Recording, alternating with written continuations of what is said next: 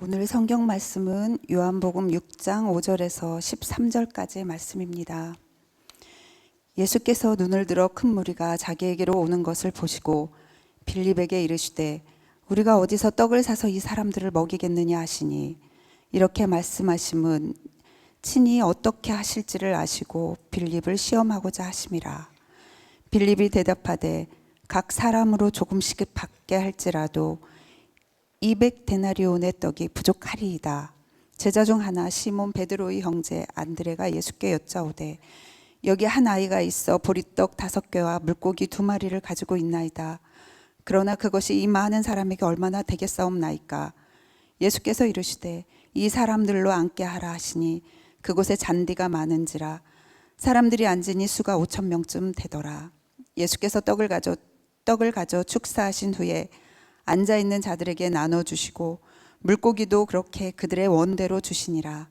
그들이 배부른 후에 예수께서 제자들에게 이르시되 남은 조각을 거두고 버리는 것이 없게 하라 하시므로 이에 거두니 보리떡 5개로 먹고 남은 조각이 12바구니에 찼더라. 아멘.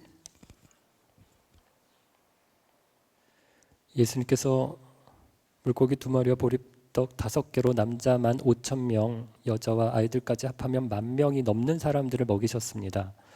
여러분, 이건 참 믿기 어려운 일입니다. 그런데 이 믿기 힘든 이야기를 요한만 기록한 것이 아니라 마태, 마가, 누가 모두가 기록했습니다. 모든 복음서의 기자들이 다 기록하고 있습니다. 우리는 일반적으로 말이 안 되는 이야기, 현실과 동떨어진 이야기에는 마음을 열기 어렵습니다. 아무리 흥미롭고 화려한 이야기라도 신뢰할 수 없는 이야기라면 독자들은 외면합니다. 예컨대 북한에서는 김일성 장군이 알에서 태어났다는 신화를 퍼뜨리기도 하고 일본군 100명을 혼자서 물리쳤다는 이야기를 주장하기도 한다 합니다. 그러나 대부분의 사람들은 그런 이야기를 믿지 않습니다. 왜냐하면 그런 이야기는 사실과 너무 거리가 멀기 때문입니다. 그런데 성경에는 이보다 더 믿기 어려운 이야기들이 나옵니다. 그중 하나가 오늘 우리가 읽은 오병이어의 기적입니다. 성경의 기자들은 왜 그토록 믿기 힘든 오병이어의 기적을 기록했을까요? 그것도 4명이나 왜 자신의 책에다 기록했을까요? 실제로 있었던 분명한 사실이기 때문입니다. 오병이어의 기적을 믿기 힘든 사람들이 이 사건을 합리적으로 또 설명해 보려고 노력을 하는 사람들이 있습니다. 예를 들어 어떤 아이가 자기 도시락을 내어 놓은 것은 맞다. 거기에 물고기 2마리와 보리떡 5개가 있었는데 이것을 예수님께 가져오자 다른 사람들도 다 감동을 받아서 각자 숨겨두었던 자기 도시락을 꺼내서 먹은 것이다. 이렇게 설명하는 사람도 있습니다. 처음에는 사람들이 다 먹을 것이 없는 줄 알았어요. 그래서 자기 것을 꺼내면 이게 다 다른 사람들에게 뺏길까 봐 못 꺼낸 겁니다. 그런데 알고 보니 모든 사람들이 다 자기마다 자기의 도시락을 싸와서 모두가 자기 도시락을 꺼내서 먹었다는 것입니다. 자기가 그러니까 이 사람들도 그랬을 거다라고 생각을 하는 것 같은데요. 근데 이런 설명을 들으면 어떤가요? 차라리 오병이어의 기적을 믿는 게 더 낫지 더 말도 안 되는 이야기로 들립니다.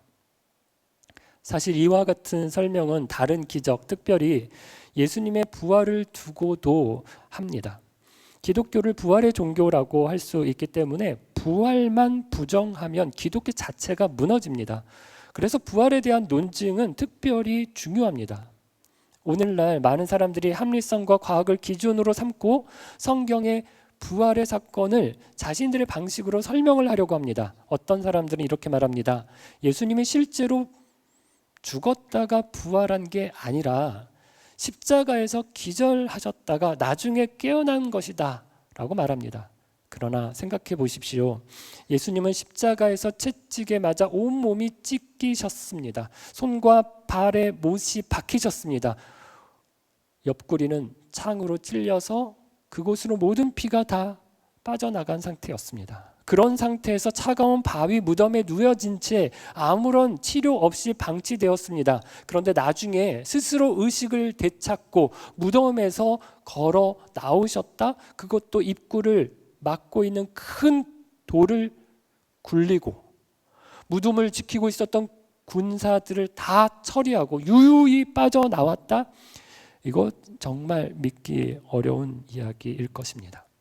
또 어떤 사람들은 예수님의 시신을 제자들이 훔쳤다고 주장하기도 합니다. 그러나 이것도 생각해 보십시오. 예수님께서는 십자가에 달리시기 전에 이미 많은 사람들 앞에서 얘기하셨습니다. 나는 죽어도 사흘 만에 살아날 것이다 라고 여러 번 말씀하셨습니다. 이 말을 제자들은 못 믿었어요. 그런데 유대 지도자들은 이 말을 기억하고 있었습니다. 그래서 예수님을 장사한 무덤 입구를 큰 돌로 막고 봉인을 하고 군사들로 하여금 지키도록 했습니다. 그런 삼엄한 경비 속에서 많은 제자들이 시신을 훔쳤다? 상식적으로 가능하지 않습니다. 설령 시신을 훔쳤다고 가정을 해도 그러면 제자들은 진실을 알고 있는 사람들입니다. 그런데 제자들이 사람들에게 거짓말을 하고 다닙니다. 마태, 마가, 누가, 요한은 그 거짓말을 자신의 이름으로 된 책에 기록을 합니다. 그래서 그들이 거짓말을 해서 얻은 것이 무엇인가요? 돈을 벌었습니까? 인기를 얻었습니까? 주위 사람들로부터 존경을 받았습니까? 아무것도 얻지 못했습니다. 오히려 거짓말한 것 때문에 감옥에 가고 고문을 당했습니다. 다 순교당했습니다. 자기가 지어낸 거짓말 때문에 목숨을 바쳤습니다. 이렇게 하는 사람은 없습니다. 그래서 여러분, 성경에는 우리가 믿기 힘든 이야기들이 종종 나옵니다. 과학으로 설명되지 않고 이성적으로 납득이 되지 않는 부분들이 있습니다. 그러나 그렇다고 해서 그것이 거짓이거나 꾸며낸 이야기라는 뜻은 아닙니다. 차원이 다른 것입니다. 우리의 차원하고 하나님의 차원은 다릅니다. 우주 만물을 지으신 하나님께서는 불가능한 일이 없다는 것을 믿어야 하는 것입니다. 생각해 보십시오. 불과 100년 전, 아니 불과 30년, 20년 전만 하더라도 사람들이 이 작은 기계를 들고 다니면서 전화를 걸고 지구 반대편에 있는 사람과 화상으로 영상 통화를 하고 인터넷을 통해서 전 세계 정보들을 실시간으로 확인하고 영화를 보고 게임을 하고 상상이나 했던 일입니까? 지금은 이거하고 챗 GPT로 대화를 합니다. 불가능한 것처럼 보였던 일이 지금은 일상이 되었습니다.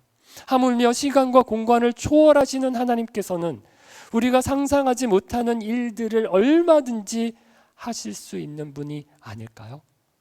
우리의 이성으로 이해가 되지 않는다고 해서 하나님의 역사를 부정할 수는 없는 것입니다. 오늘 본문을 보면 예수님을 제외하고 빌립과 이름을 알 수 없는 한 아이 그리고 안드레 세 사람이 등장합니다. 세 사람을 차례로 살펴보려고 합니다. 첫 번째, 예수님의 제자 빌립입니다. 예수님께서 빌립에게 우리가 어디서 떡을 사서 이 사람들을 먹이겠느냐라고 물으셨습니다. 예수님은 왜 여러 제자 중에 빌립에게 물으셨을까요? 빌립이 이곳 벳세다 출신이기 때문입니다. 그가 이 지역을 잘 아는 사람이었기 때문에 떡을 어디서 구할 수 있을지 제일 잘 안다고 생각하셨습니다. 그래서 빌립에게 물으셨습니다. 예수님의 질문에는 또 다른 이유가 있습니다. 6절을 보면 빌립을 시험하고자 하심이라 라고 말씀합니다.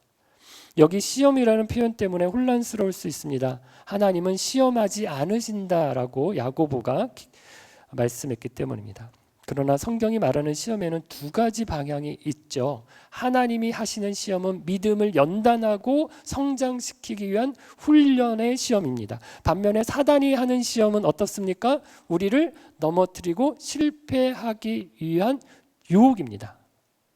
예수님은 지금 빌립의 신앙이 어디까지 와 있는지를 알아보기 위해서 훈련을 하기 위해서 시험을 하십니다. 믿음의 시선을 갖고 있는가 아니면 현실적인 계산만 하고 있는가를 보려고 하신 것입니다. 그런데 빌립의 대답을 보면 어떻습니까? 7절입니다. 빌립이 대답하되 각 사람으로 조금씩 받게 할지라도 200데나리온의 떡이 부족하리이다. 이 말은 무슨 말입니까? 예수님, 불가능합니다. 안 되는 일입니다. 라고 말한 겁니다. 빌립이 200데나리온이라고 말을 했는데 200데나리온이 얼마일까요? 한 데나리온이 노동자의 하루 품삯입니다. 그러니 200데나리온이면 노동자가 일한 200일의 품삯입니다. 얼마일까요? 2024년을 기준으로 최저임금이 시급 9,860원이라고 합니다. 대략 10,000원으로 치면 하루에 8시간을 일한다라고 하면 일당을 최저 8만 원이라고 할 수 있습니다. 그렇게 보면 200데나리온이면 200일 곱하기 8만 원, 1,600만 원 정도라고 보입니다. 굉장히 큰 돈입니다. 근데 오늘날 실제로 10,000명이 모였습니다. 이 사람들에게 한 끼 식사를 대접하려고 합니다. 얼마 들까요?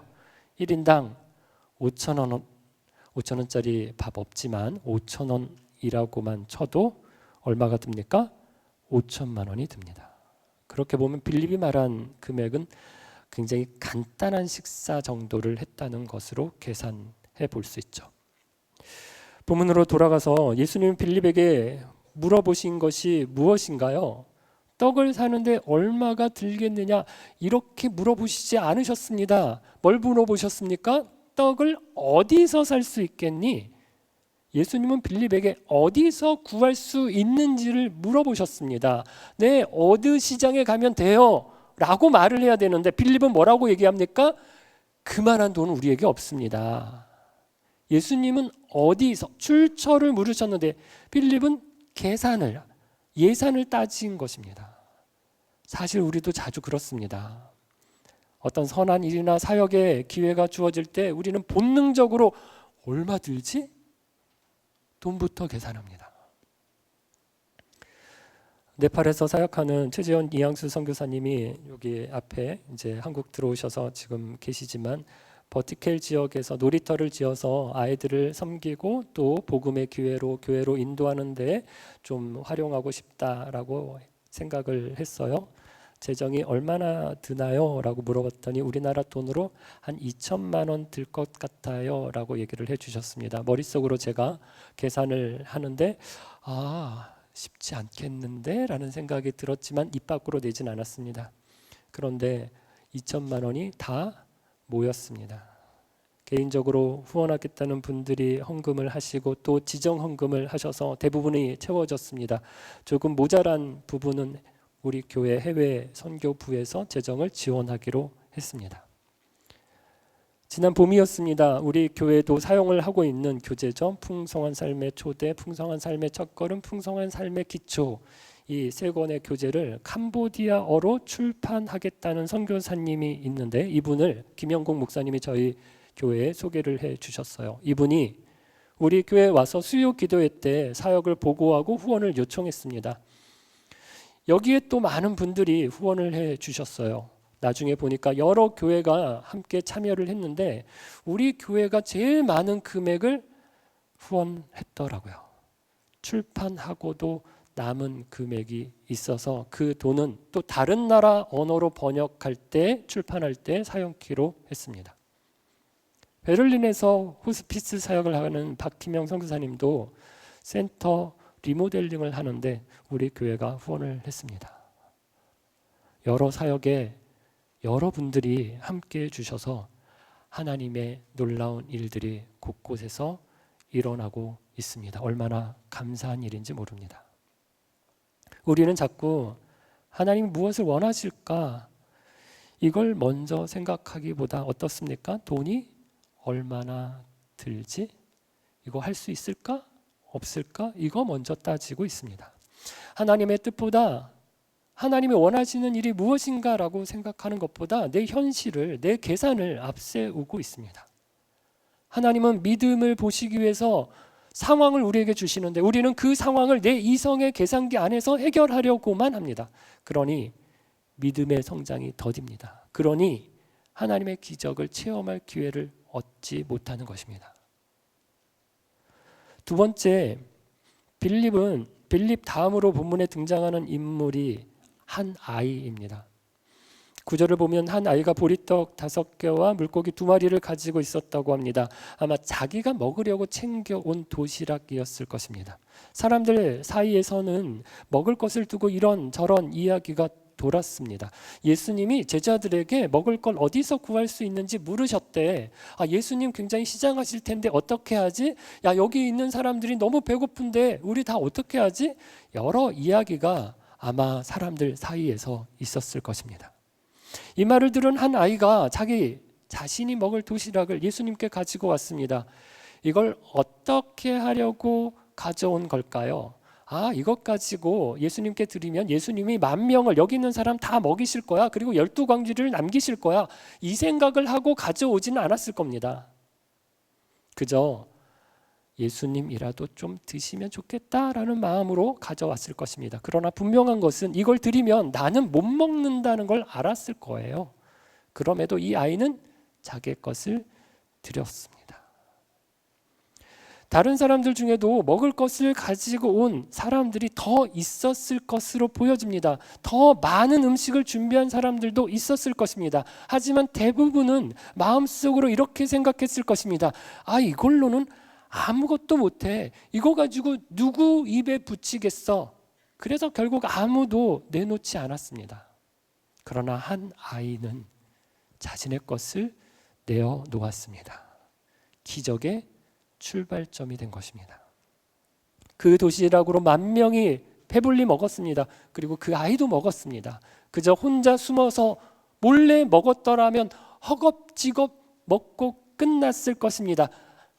하지만 예수님께 드릴 때 모두가 둘러앉아서 즐겁게 먹었습니다. 풍성하게 먹었습니다. 그 아이도 먹었습니다. 아마 자기가 가져온 것보다 더 많이 더 맛있게 먹었을 것입니다. 여러분, 주님 앞에 드리는 것이 아무리 작아 보여도 그걸 통해 하나님은 일하십니다. 내게 있는 거 이건 너무 초라한데? 별 볼 일 없는데? 나는 찬양도 잘 못하는데, 나는 기도도 잘 못하는데, 나보다 헌신된 분들이 너무 많은데, 나보다 우리 교회 오래 다닌 분들도 많은데, 내가 나이가 어린데 많은데 굳이 내가 해야 되나? 이런 생각으로 머뭇거리면 평생 구경꾼으로만 남을 것입니다. 하지만 내가 가진 것이 부족해 보여도 주님께 드릴 때 주님 그걸 사용하십니다. 그걸 통해 놀라운 일을 행하십니다. 성경을 보면 하나님은 언제나 작은 것을 통해서 큰 일을 이루시는 분이신 것을 알 수 있습니다. 양치 있는 목자가 들고 다니는 지팡이가 모세의 손에 들려지자 홍해를 갈랐습니다. 길바닥에 굴러다니는 나귀 턱뼈가 삼손의 손에 들려지자 블레셋 사람 1,000명을 무찔렀습니다. 아무도 주목하지 않는 돌멩이 하나가 다윗의 손에 들리자 골리앗 장군을 쓰러뜨렸습니다. 시골 마을 나사렛 한 처녀가 하나님의 부르심 앞에 순종하자 그녀에게서 하나님의 아들 예수님이 태어나셨습니다. 갈릴리의 평범한 나사렛 어부들이 예수님께 붙들리자 세상을 바꾸는 전도자들이 되었습니다. 예수님께는 사실 그 아이의 도시락도 필요하지 않으십니다. 그냥 말씀만 하셔도 하늘에서 만나를 내리실 수 있습니다. 돌을 떡으로 만드실 수도 있습니다. 그럼에도 불구하고 한 아이의 드림을 통해서 기적을 만드셨습니다. 왜일까요? 주님은 우리가 드리는 것을 기뻐하시기 때문입니다. 주님은 우리와 함께 동역하시는 것을 기뻐하시기 때문입니다. 저와 여러분은 어쩌면 별 볼 일 없는 사람일 수 있습니다. 인생일 수 있습니다. 그러나 우리의 삶, 우리의 시간, 우리의 물질, 우리의 재능, 우리의 작은 헌신을 우리 주님께 드릴 때 하나님은 그것으로 수많은 사람을 살리는 은혜의 통로로 사용하십니다. 내가 붙들고 있으면 겨우 나 하나의 허기를 채울 수 있는 정도이지만 주님께 드리면 10,000명이 배부르게 먹고 12광주리가 남는 역사가 일어납니다. 그것이 하나님의 능력인 것입니다. 세 번째로 함께 나눌 인물은 안드레입니다. 8절과 9절 말씀을 보겠습니다. 제자 중 하나 곧 시몬 베드로의 형제 안드레가 예수께 여짜오되 여기 한 아이가 있어 보리떡 5개와 물고기 2마리를 가지고 있나이다. 그러나 그것이 이 많은 사람에게 얼마나 되겠사옵나이까. 안드레의 반응 언뜻 보면 빌립과 비슷합니다. 이것만 가지고 이렇게 많은 사람을 어떻게 먹이겠습니까? 해결책이 없다는 점에서는 같습니다. 하지만 중요한 차이가 있습니다. 빌립은 단지 불가능합니다 라고 말하고 끝났습니다. 그러나 안드레는 작은 것을 가진 아이이지만 그 아이를 예수님께 데려왔습니다. 비록 안드레도 이것이 이 많은 사람에게 얼마나 되겠습니까? 턱없이 부족합니다 라고 말했습니다. 하지만 무언가를 가져오는 행동을 했다는 것입니다. 안드레도 베세다 출신입니다. 그래서 그 아이를 원래 알던 사이였을 수도 있고 혹은 아이가 안드레를 찾아왔을 수도 있습니다. 중요한 건 안드레는 그 아이의 손에 들려있는 도시락을 무시하지 않았습니다. 이걸로 뭘 하겠니? 야, 너 얼른 가서 너 혼자서 이거나 먹으렴. 타일러서 돌려보내지 않았습니다. 예수님께 데려왔습니다. 사실 안드레는 이걸 잘했습니다. 요한복음 1장 42절에서도 안드레는 똑같은 행동을 하는 걸 볼 수 있습니다. 예수님을 만난 바로 다음 날 자기 형인 시몬 베드로를 예수님께 데려왔습니다. 안드레는 필요한 사람을 주님께 잘 연결시켜주는 사람이었습니다. 우리는 종종 내가 능력이 없고 시간이 없어서 아무것도 하지 않으려고 할 때가 있습니다. 그러나 안드레처럼 내가 가진 건 없어도 내가 직접 하지는 못해도 누군가를 데려오는 일은 할 수 있습니다. 구약에 나오는 나아만 장군도 문둥병에서 고침을 받았습니다. 시작이 누구였나요?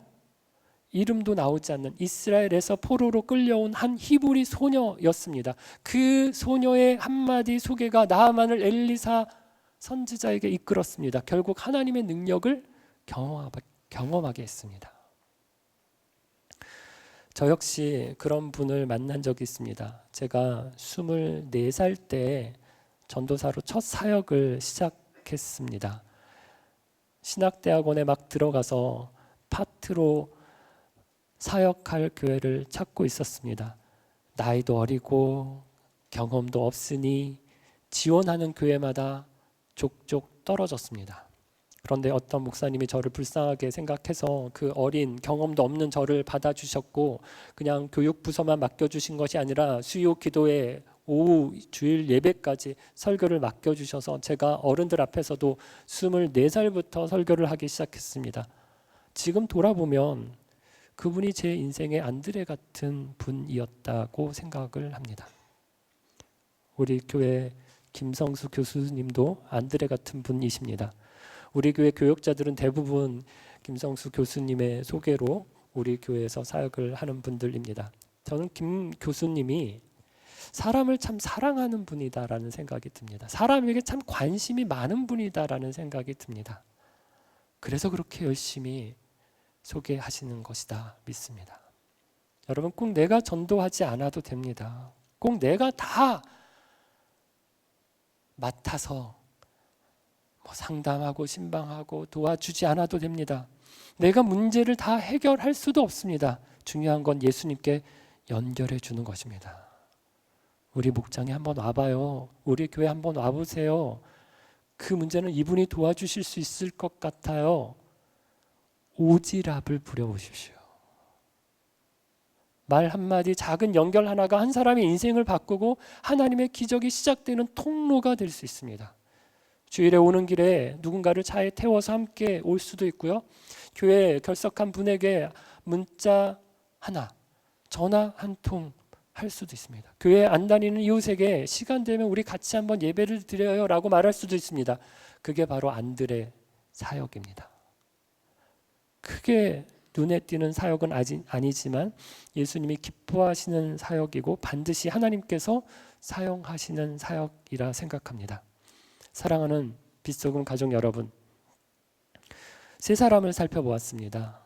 자기 생각과 계산에 머물렀던 빌립, 작지만 자신이 가진 것을 예수님께 드렸던 한 아이, 그리고 그 아이를 예수님께 데려온 안드레, 이 세 사람을 보면서 우리가 교훈을 얻기를 바랍니다. 우리도 때로는 빌립처럼 내 판단과 계산으로 하나님의 능력을 제한하곤 합니다. 이걸로 뭘 할 수 있을까? 아이고, 뭐 내 형편에, 내 수준에 뭘 드릴 수 있을까? 그러나 우리가 그렇게 생각만 하고 멈춰 버리면 오병이어의 기적은 우리 삶에 임하지 않습니다. 하나님은 아무것 없이도 일하실 수 있는 분입니다. 그러나 그분은 한 아이처럼 우리를 통해, 우리의 헌신을 통해 역사하기를 원하십니다. 우리와 함께 동역하기를 기뻐하십니다. 우리가 드리는 작은 것, 시간이든 건강이든 재능이든 은사든 물질이든 그 보잘것없는 것 하나를 통해서 하나님은 기적을 행하십니다. 안드레처럼 내 주위에 있는 사람들을 예수님께 인도하고 연결할 때 하나님은 우리 가운데서 풍성한 역사를 이루실 것입니다. 수고 프로젝트를 다 마치고 지난 주일 영상을 함께 보았습니다. 438개의 목도리를 여러분들이 뜨셨습니다. 수고 프로젝트를 처음 시작할 때마다 작년도 올해도 학원 선교부와 저희 교역자들이 심각하게 고민합니다. 이걸 과연 우리가 또 할 수 있을까? 올해 이 일을 시작해야 되나 마나 감당하기가 너무 버거워서 솔직하게 고민하며 시작했습니다. 하지만 마칠 때 하나님 앞에 감사하게 됩니다. 여러분 모두가 함께 참여해서 우리가 이 일을 마쳤습니다. 하나님이 하셨다 생각합니다. 여러분, 예수님이 일하실 때 안 될 텐데 부정적인 사람, 구경만 하는 사람 아니라 예수님과 함께 동역하는 기쁨 누리는 저와 여러분 되기를 주의 이름으로 축원합니다. 함께 찬양 드리겠습니다. 주가 일하십니다. 우리를 통해서 우리를 사용하셔서 우리 주님 일하시는 것을 기대하고 소망하면서 함께 찬양 드리겠습니다.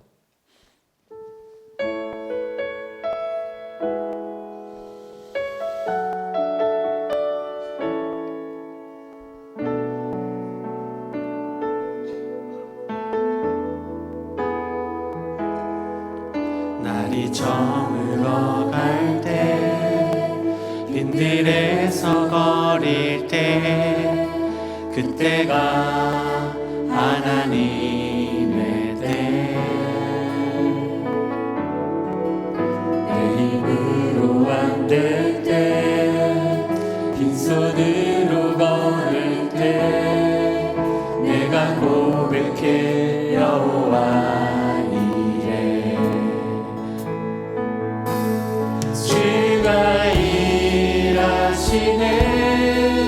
주가 일하시네 주께 아끼지 않는 자에게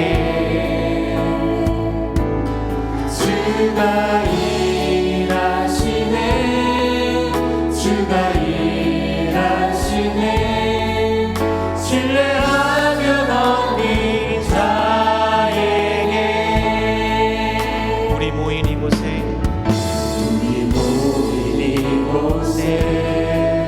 주님 함께 계시네 누리네 아버지네 적은 떡과 물고기 내 모든 걸 드릴 때 모두 고백해 여호와 우리 한 번 더 고백합니다. 우리 모인 이곳에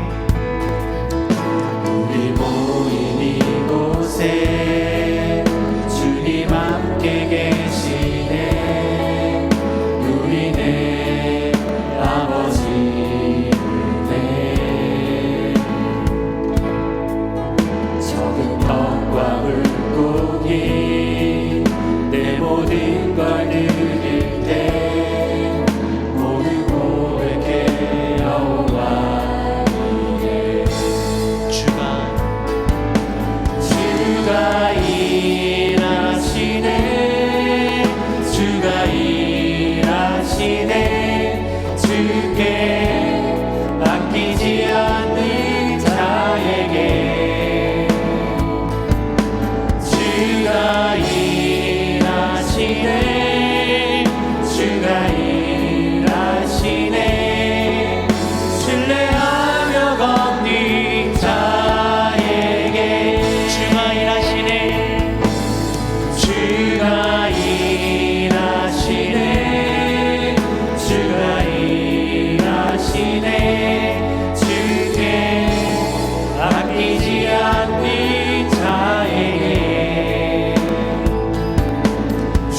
주가 일하시네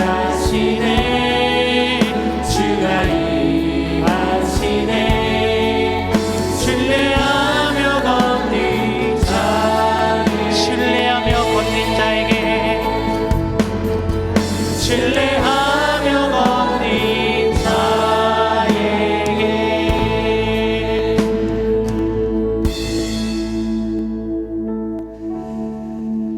하나님은 오늘도 우리 가운데서 놀라운 일을 행하시기를 원하십니다. 기적을 이루시기를 원하십니다. 주님을 믿고 주님을 신뢰하면서 주님과 함께 꿈꾸고 주님과 함께 행하는 사람을 통해서 하나님의 일들을 행하십니다. 내 이성으로 내 머리로 계산으로만 하나님의 능력을 제한하지 않게 해 주옵소서. 하나님의 행하실 놀라울 일들을 기대하면서 내가 가지고 있지만 부족해 보이지만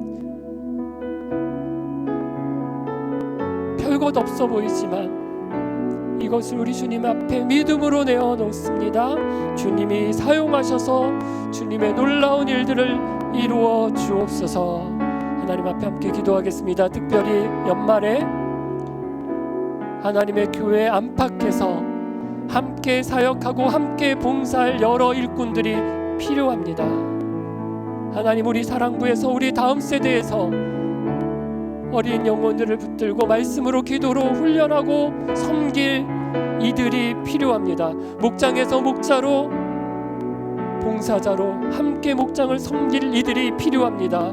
주여, 우리가 구경꾼 되지 않게 하시고 하나님이 내게 허락하신 것들을 내어서 하나님의 놀라운 일들을 함께 보게 해 주옵소서. 우리 같이 한번 하나님 앞에 결단하며 기도하겠습니다.